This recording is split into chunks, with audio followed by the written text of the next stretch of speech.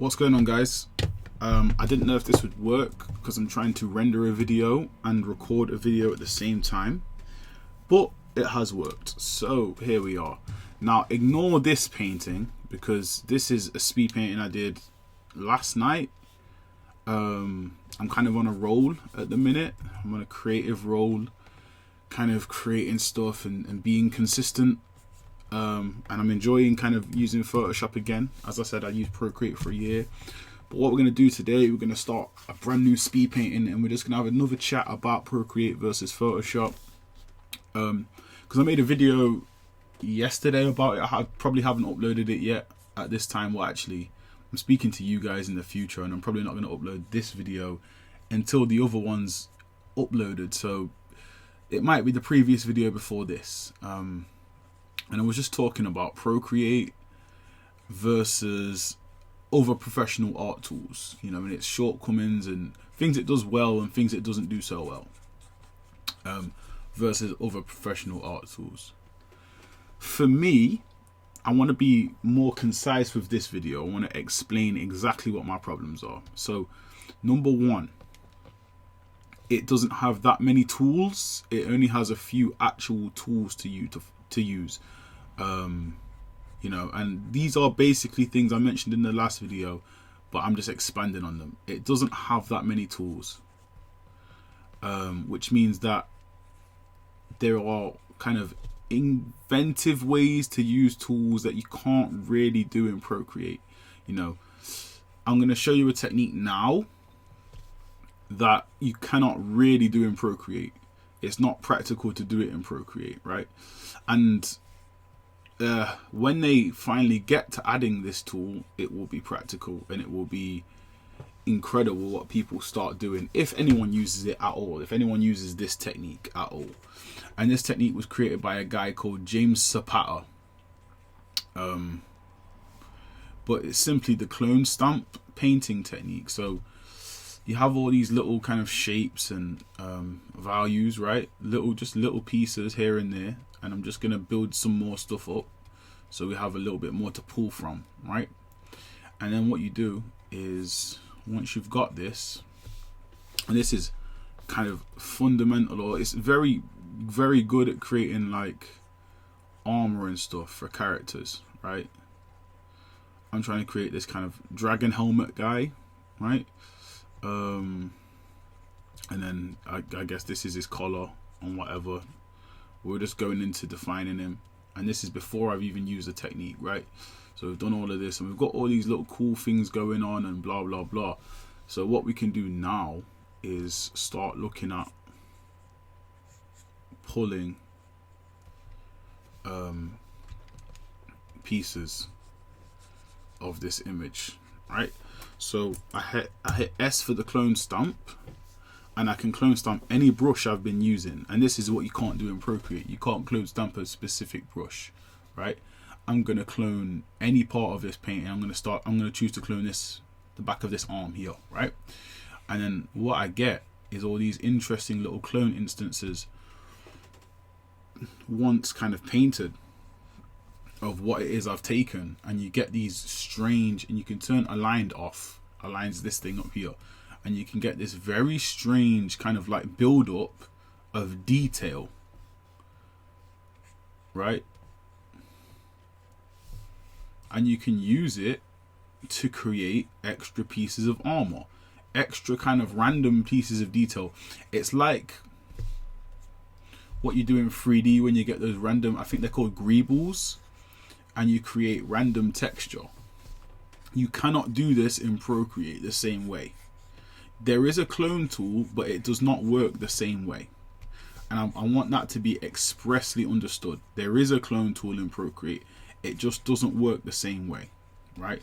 Utilizing this tool and the shape of the brush, I can make new shapes. I can create new little pieces of volume, all from a few brush strokes that I initially created. And I'm going to show you guys in this speed painting how far you can actually go with this process. So I said dragon helmet, but for me, I'm looking at it and it's way more of a dinosaur helmet than a dragon helmet, right now, and I've been painting for how many? 5 minutes. I've 5 minutes of painting, and I've got basically everything I need to kind of go forward with this.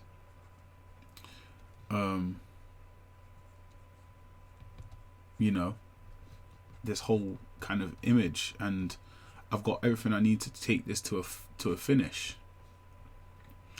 Now, I'm not sure about that big eye, because I feel like that's where the mouth is. I might get rid of that.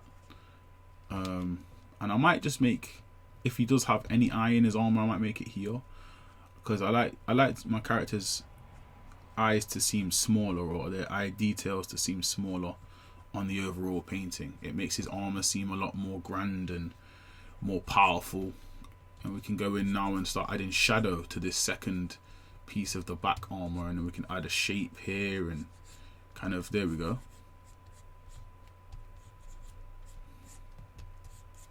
But just from that, now I can start going in and refining these things that I've put down. But that was literally, you know, as I said, a few minutes of a process, and we have all of these little pieces of detail. And there's so many little tricks that you just can't do in Procreate because they don't have the tools. I'm not sure if you can do them in other art software either. But as someone that completely and utterly came from Photoshop, for me, these little tricks are kind of like very important when it comes to the process of concept art, which is, you know, the thing I enjoy the most in terms of digital art creation. Thinking, okay, maybe I will put a bigger eye up here, right? But that's not my character's eye, that's simply the eye of the helmet. Okay, so I'm thinking maybe I have a character with a sword.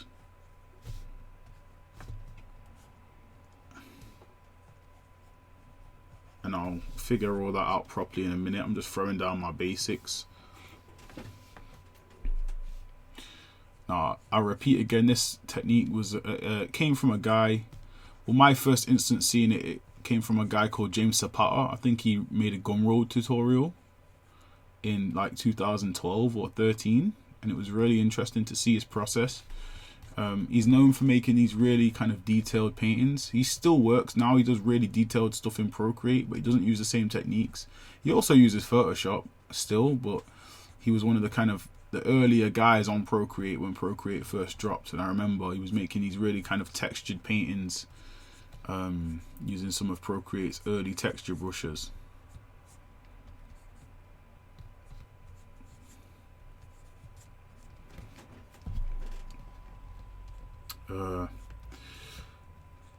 But as you see, just from you know, essentially messing around, you can create all of these cool effects from this technique. And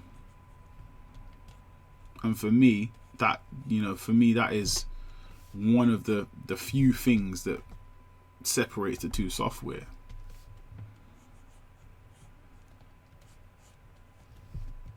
Now, it's not always about which one's better. It's just about, because I've used Procreate extensively for almost, you know, it'll be 2 years in, I think, November. So I've still got a while, but I've used it extensively for a year and a bit, and I've really sunk time into it, and trying to get processes done and stuff. And there's just these little things, these little restrictions that are kind of holding it back from being the best software, to be fair. But, you know, I'm not trying to be negative, because it's still phenomenal. It still works really well. You know, it still goes beyond a lot of other software that are out there.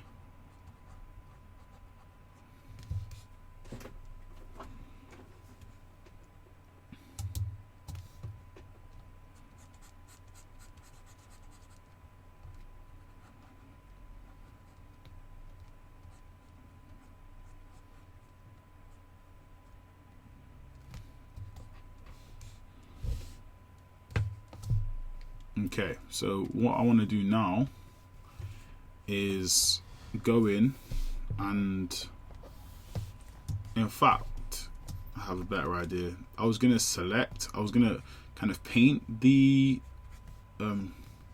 in some grey and kind of have this character kind of come to life. But what I'll do is I'll make the edges closed and I'll select it.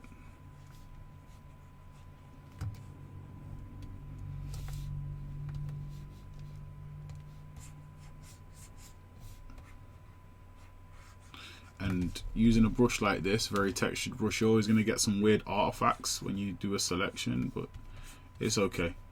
I'll deal with that when that happens.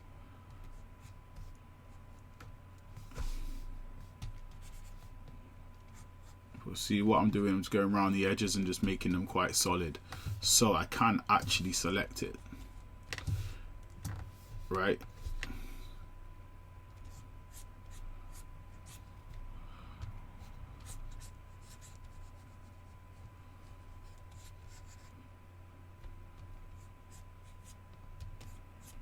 Okay, so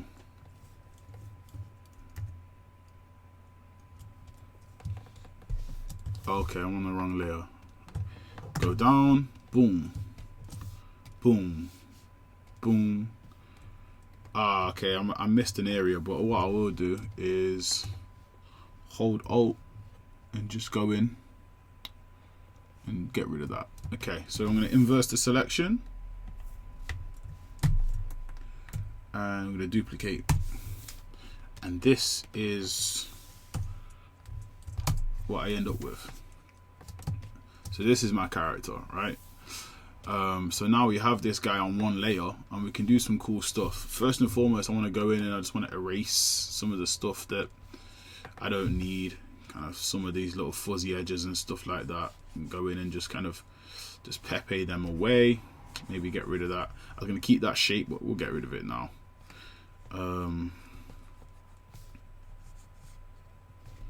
Maybe cut in a little bit, get rid of some of this white fringe stuff on the edges. And this is, as I said, it's just another kind of cool speed painting technique.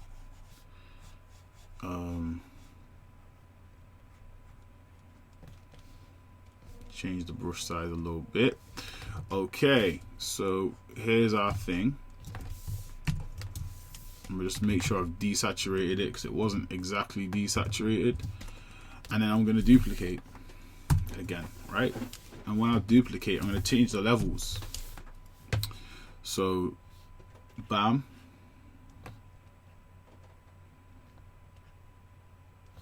so I've changed the levels. So we've got two different versions of the image, and if you want to kind of brighten it up, you can go in and just kind of erase areas out to get kind of like a highlight or something.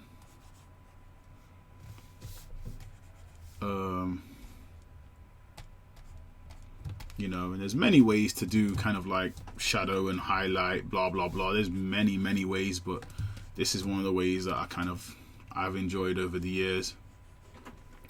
And then to make that seem even brighter, a good thing to do, or a good idea, is to go in and just make the shadows darker.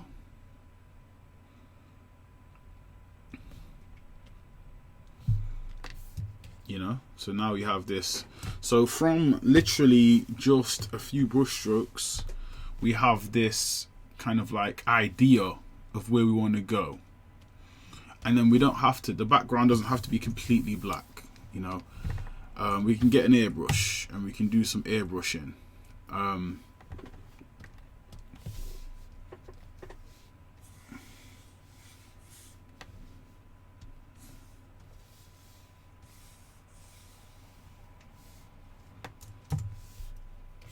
Extend that. I was going to try and make it area specific, but forget about that. We'll just pretty much make the whole canvas kind of more of a kind of hazy kind of gradient thing, right? really pops out a little bit more. Maybe turn this down a tad.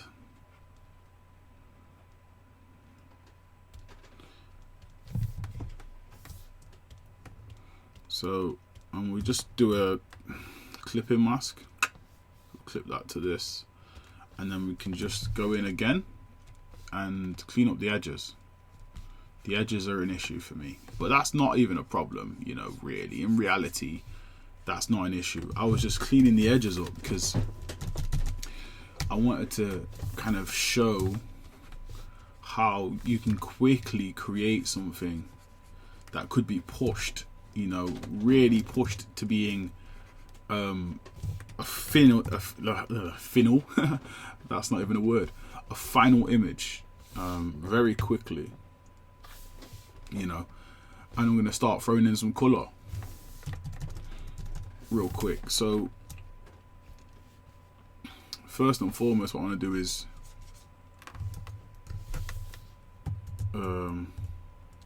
create another clipping mask here. So I'll just go over the top. So, you know, it's always good if you're gonna do kind of some stuff here and there, maybe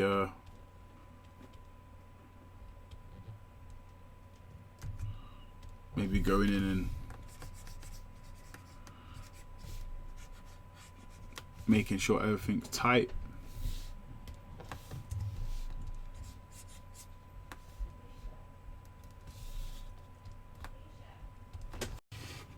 Okay, sorry I had to take a little break. Something came up, but I'm back. So, before I left, I think I was gonna add color. And how I go about that is, usually on the clipping mask, I will make a multiply or an overlay layer. Now, it doesn't really matter. If you're gonna go multiply, you're gonna go really bright, you know. If you're gonna go overlay, you're gonna kind of freestyle it, because it kind of changes things dependent on different situations. It affects the hue and the saturation in overlay, which is strange. And I'm acting as though I really understand what overlay does. I kind of do, but not as much as I'd like to. So, but I'd like there to be some contrast here. So I'd like there to be two different colors within the character. So maybe his main body is a blue color and his head is golden, maybe.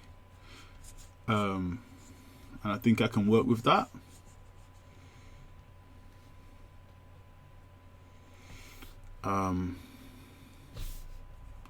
Cocaine in my basement.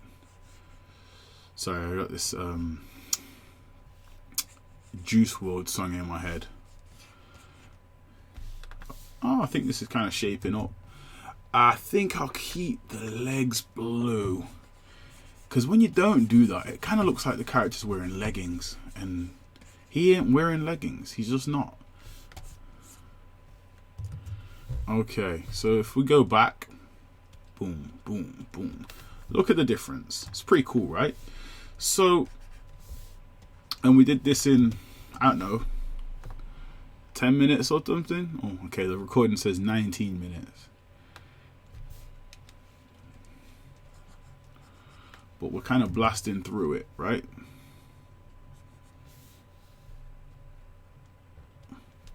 I want to kind of make the eye glow.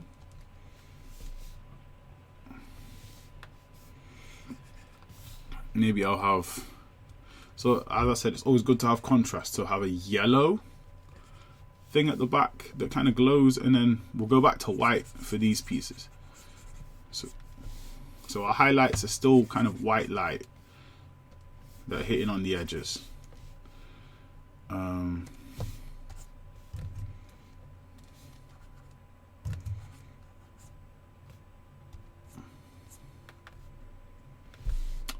Okay, so we've got almost like a, so if we wanted to take this to a finish now, it's just a job of painting and rendering.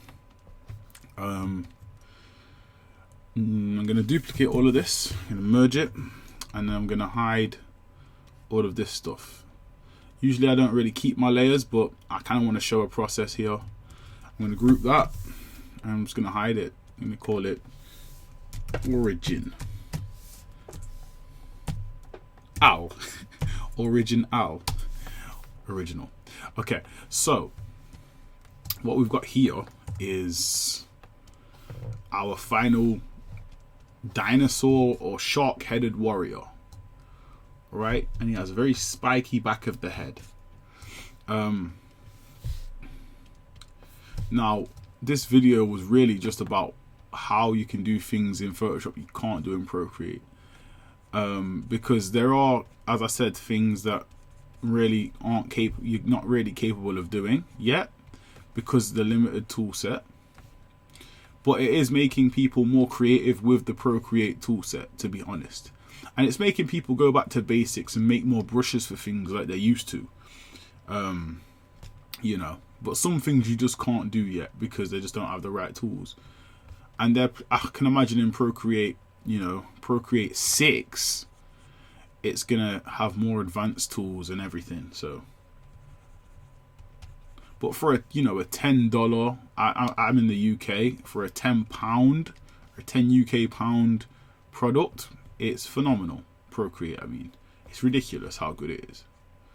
Like, it shouldn't be that good, but it is, because that was just what they wanted. Anyway, my phone is ringing. I will resume in a minute. Alright, I'm back after a very lengthy phone call with an old friend. And I just feel like now I've got this on one layer, throw a clipping mask on it and just start, you know, developing it a little bit more. Just a little bit, not too much, just because this is still meant to be a speed painting. I kind of want my whole channel to kind of be speed paintings. Every so often I think I'll do a big piece, but for the most part I want the channel to consist of speed paintings, kind of things that are relatively quick, you know, just ideas, showing you how you could kind of take something to a certain place.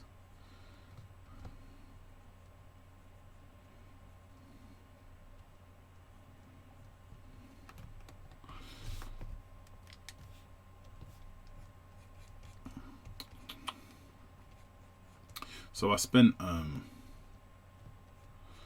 lot of my life drawing kind of like mechanical characters and characters with armor and stuff. And I tried to always express to people that it was more armored characters that I was interested in. It's not so much mechanical, it's more armor and, you know, kind of people in gear. Because there's this weird contrast. Someone in armor seems much more powerful than someone who's not in armor. But then in fiction, the strongest characters are usually superheroes, you know. Or someone like Goku, who doesn't wear any armor, but, you know, is stronger than almost any character in fiction itself, you know.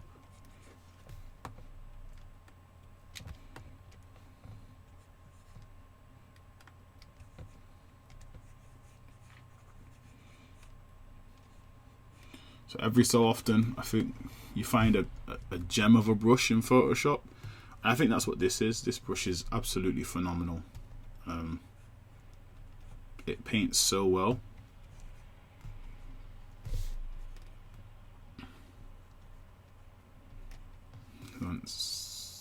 Okay, so that's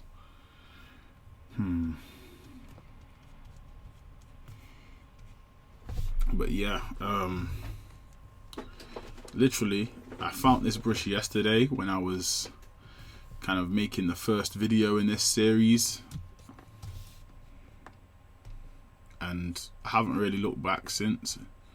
It will probably be one of my mainstays for a long time.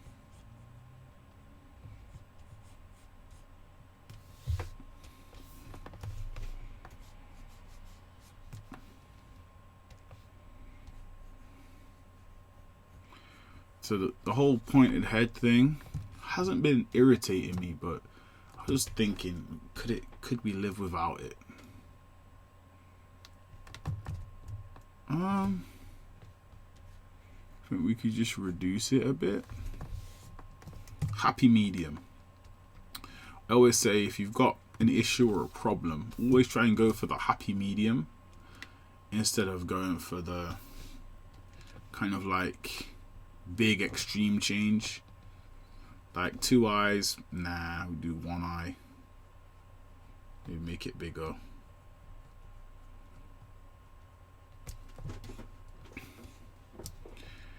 And then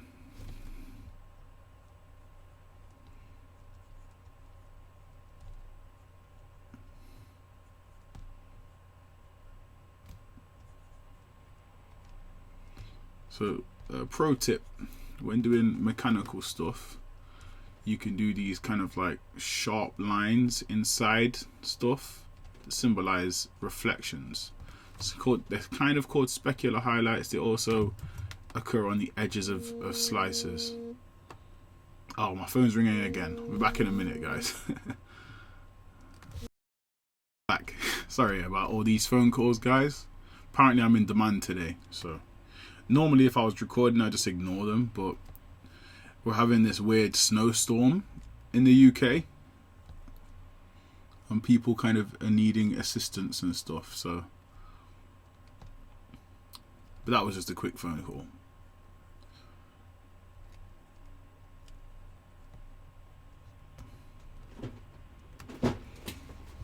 Okay.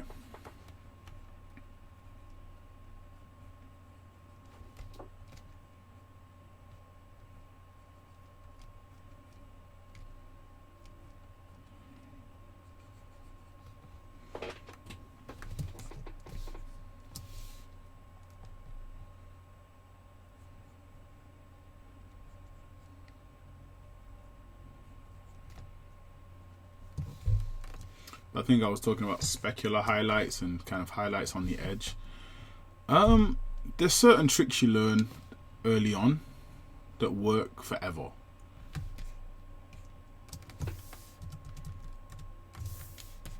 And I think the specular highlights one was one of those tricks I learned that works forever. It's always worked.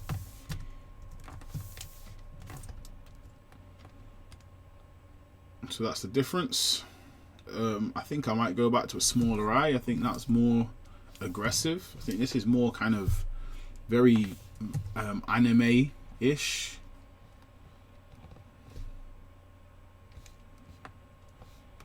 So go back to like a little dot eye like that. Okay, so I'm gonna merge these down just so I've got one layer now, and I'm gonna kind of just make the character a little bigger in the canvas, kind of pull him out into kind of being more centered, and then I'll just go in with the brush tool and extend his sword.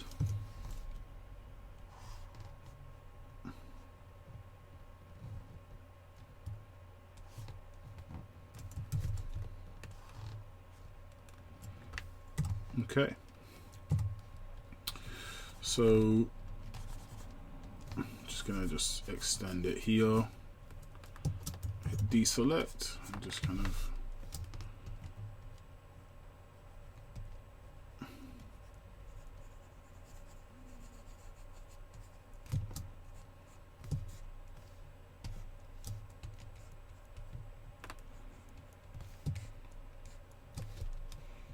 it's actually strange how much I like this brush. Like, this brush is ridiculous.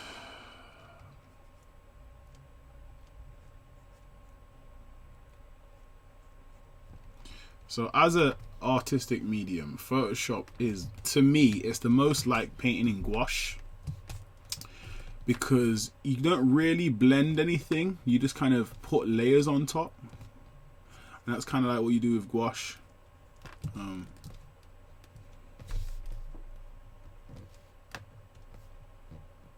Kind of layered painting, kind of heavy opacity, layered kind of painting process, you know, kind of similar to Photoshop. And I always think about these mediums. You know, the digital medium is just a medium like any other medium. It might be a little bit more powerful than other mediums, but still a medium, still an artistic way of creation. You know, still a medium you have to go through to create, you know, and it resembles gouache quite a lot.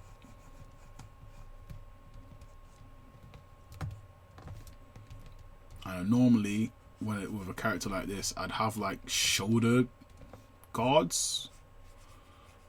So maybe I'll throw in some shoulder guards, see how it goes.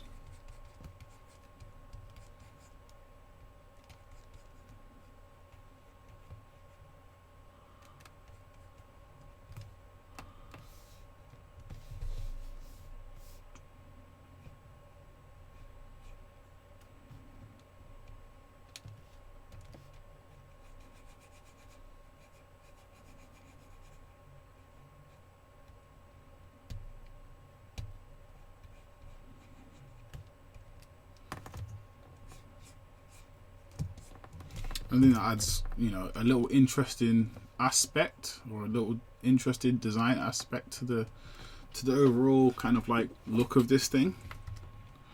I think I'll throw in some more red accents. I haven't got that much red in this piece.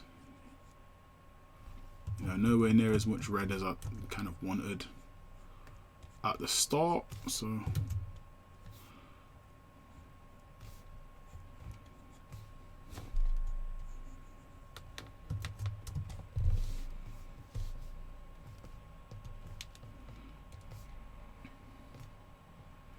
So with this huge, we've got this big area here of highlight, right? Now what we can do is cut into that. Us cutting into that shows that there is areas that are underneath the armor. There are not cracks in it, but there are areas of the armor that are open,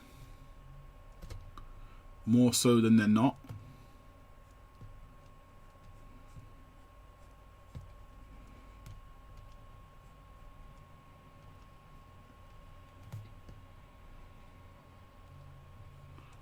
And what these kind of cracks are revealing is that there is layers to the armor.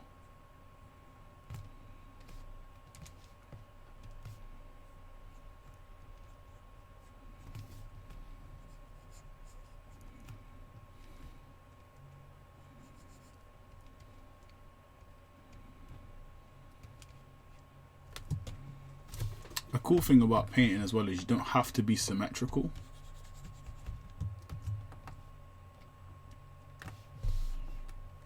You know, you can if you want, but you don't have to be. I don't have to be symmetrical with this character. He doesn't have to have symmetrical armor. Maybe his armor is an amalgamation of different kind of people he's defeated, and he's kind of added on or tacked onto his own over time. Maybe he doesn't have an eye there. Maybe there's just a spot where an eye would go. There's so much that we can do.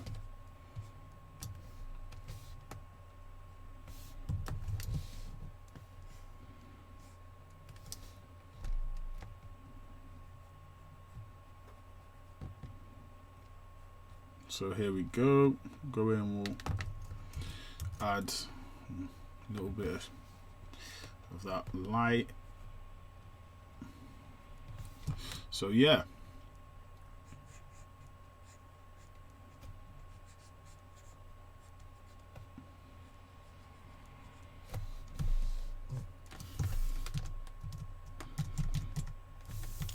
Now I don't know how long I've spent on this, but I can click on the recording to see. So I've spent 34 minutes. So that's pretty cool. In 34 minutes we've kind of got this thing kind of designed and stuff, and we're adding aspects.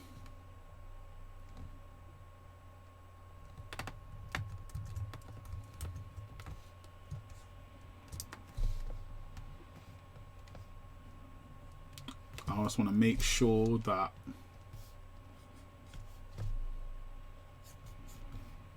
everything that I kind of wanted to cover in this painting is done, or in this speed painting is done.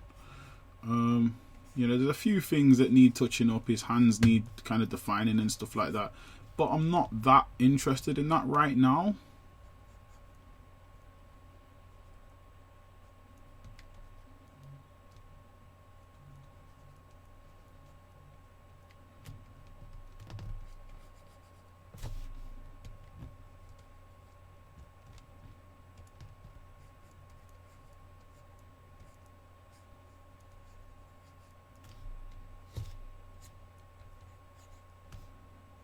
Alright, so I just kind of, instead of erasing, I kind of like painted a spot. I'm going to just erase some stuff. Alright, so now we've got this on one layer. We can add a clipping mask and we can make it a overlay. Get a brush tool and we'll get the super soft airbrush, which is, it came from a brush pack. I think it was the Reed Southern brush pack. There are so many brush packs, there's no point in me even saying what they're called because there's so many. Just going in and making that gold more gold, because a lot of the gold in this piece has been kind of like bland, not as gold as we would like, you know. And then even the blue's not that blue. We'll go in and we can just kind of tint it a little bit. Go in here, get a really bright yellow and just kind of make that glow a little bit. So overlay is kind of a good place to kind of finish up if we're going to do stuff like this. You know, the further away from the edge, the darker we're going to get, because the shadows get deeper at the back.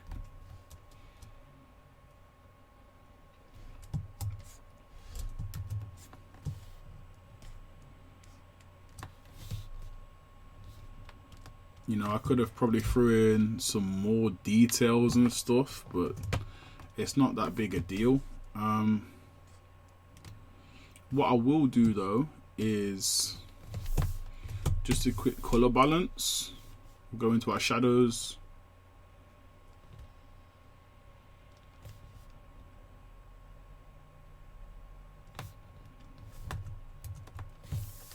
And we'll have this kind of more high contrast version of what we've got. We'll flip the canvas and we'll have a look at it.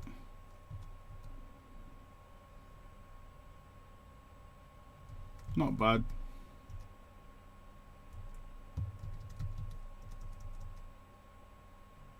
Probably could benefit from making a layer underneath, pulling out our lasso tool and just making another sword.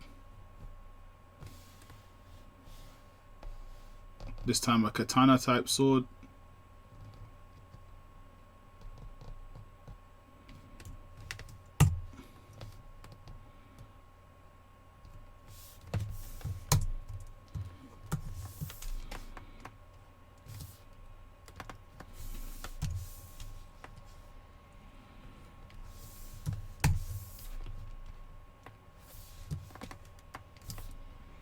And then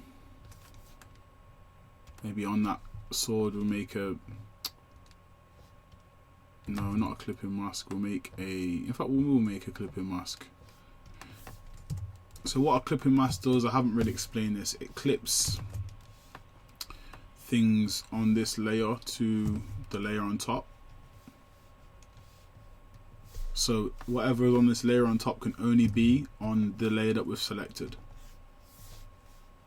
So it's kind of like making a selection, but it's not exactly the same.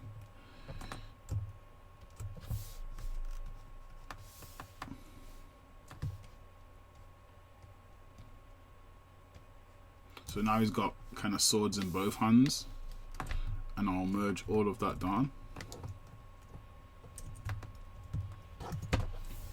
Because I don't like to really mess around. I like to work and just kind of go through the process instead of just like taking my time, meticulously thinking about what's on every layer. I like to kind of just get through it.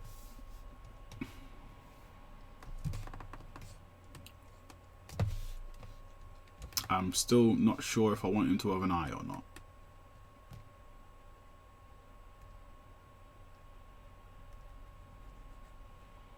I think it might just be stronger without an eye.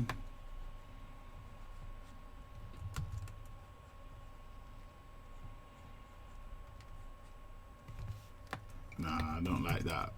Tried to make a shape at the bottom of the jaw, but wasn't really feeling it. Alright, so the idea is that we have this kind of up light that's kind of illuminating it. And I was gonna have it hit almost all the spots, but it just doesn't seem like it would.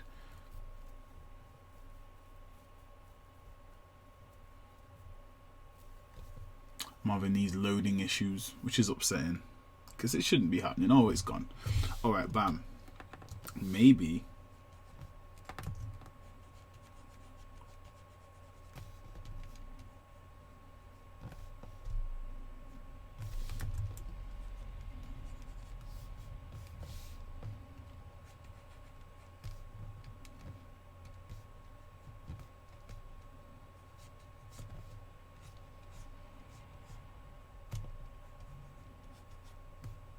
okay.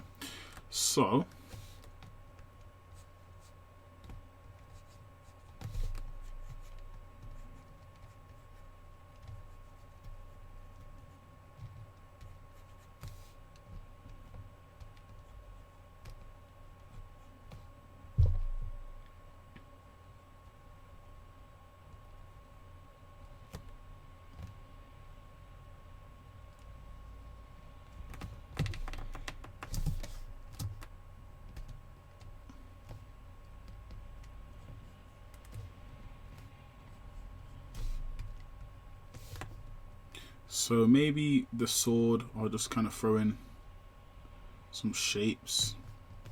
And I just realized this bottom sword doesn't have an end. There it does. It does now. Haha. But it didn't have an end for a while, so that was strange. So this whole painting, I've been going through this, and the bottom sword had no end. It's just nothing, which is weird, isn't it? But it didn't have that. So what I want to do is just kind of go in and kind of just put a few shapes in there, just kind of make the sword have some kind of shape to it, or some kind of artifacts on it to kind of say that maybe it's like a special sword or something. I don't know. You know how fantasy goes. Kind of go in and just kind of do some, just define some of these.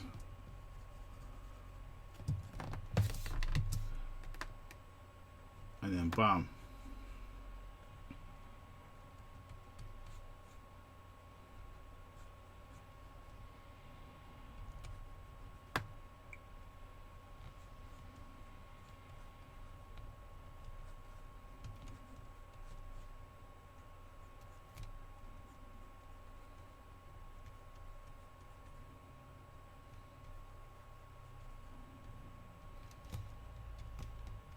Going in, just doing some quick,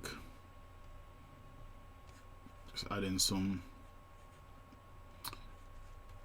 lighting that's being cast from this core here.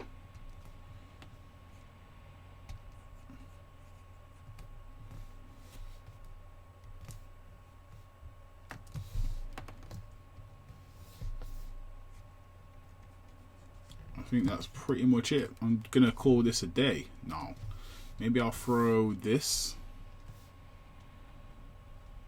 inside the sword, little yellow kind of core thing, and that's it. That is it for our speed painting. Maybe I'll throw one layer on top. Check this out. I'll multiply and super soft again, turn it down and grab, I don't know, and just kind of glaze over some stuff at the back.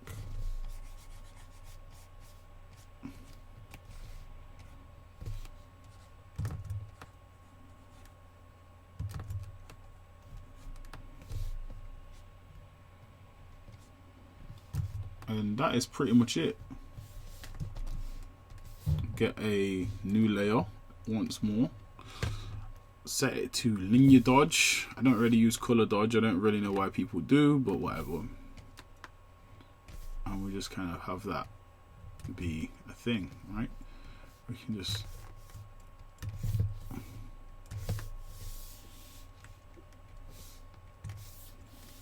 there we go.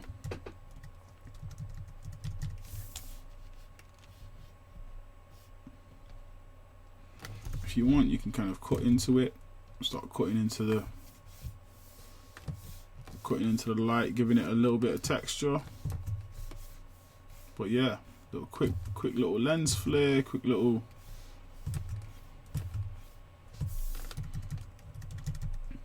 glow at the back.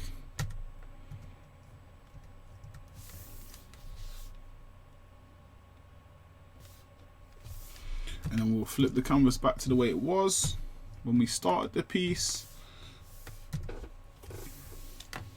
We can come in here, maybe do a little cropping. And then make it all one layer. Do a sharpen. It's always important to do a sharpen. Do an unsharp mask. I'm showing you guys tricks right now. Mine's already set 83, 2.6. We can bump that up to a 4, bump that up to about 100, and look at the difference. Bam, bam. You got this really sharp image now. That means business. You know. And there's one more trick I like to use. I'll go up here. If I'll go back. So Command Shift and N makes a new layer, right? You go here. It says normally go to overlay. It'll say fill. It'll activate this thing. So if you go back to normal, it doesn't say anything here, right? You go to overlay. It says fill with overlay neutral overlay neutral color 50% gray. Bam, click that. Bam. Now you can go to filter, noise, add noise, right? And what add noise does, it just adds film, it adds grain, right? Which is what you would get in a movie or something. It just helps it be a little bit more cinematic. So I'm gonna add noise, and that is it. So I've got these pieces of grain. I've got my sharpen.